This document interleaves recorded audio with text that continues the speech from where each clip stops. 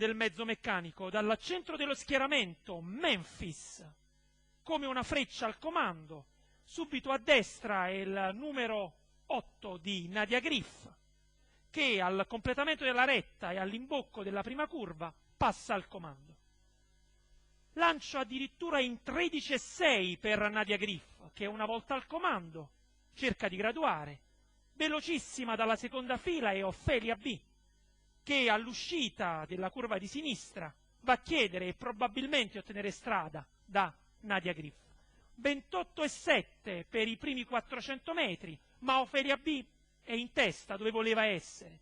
Quindi al passaggio qui davanti alle tribune, Ofelia B a dettar legge nei confronti di Nadia Griff. 43,5 c'è andatura e quindi Ofelia B al comando, ne segue sempre la scia Nadia, terza allo steccato troviamo Memphis. Nulla muta, nulla cambia al completamento della curva di destra, dove Ofelia è al comando, sempre seguita da Nadia B. 1 minuto con 16,5 di frazione ha potuto leggermente graduare e rifiatare Ofelia, che sulla retta di là è sempre al comando, seguita da Nadia, e si scopre il numero 3 di Milli, che gradatamente va ai fianchi del battistrada.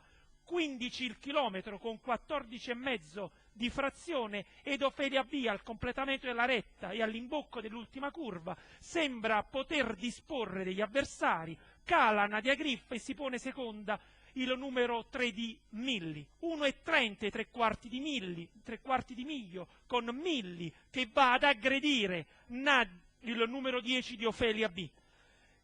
I due entrano in retta d'arrivo con Milli che è preponderante nei confronti di Ofelia e Milli sembra poter passare Ofelia B in retta d'arrivo e nei pressi del traguardo. Il numero 3 di Milli viene a giustiziare Ofelia B e per il terzo il numero 9 di One Dream Griff.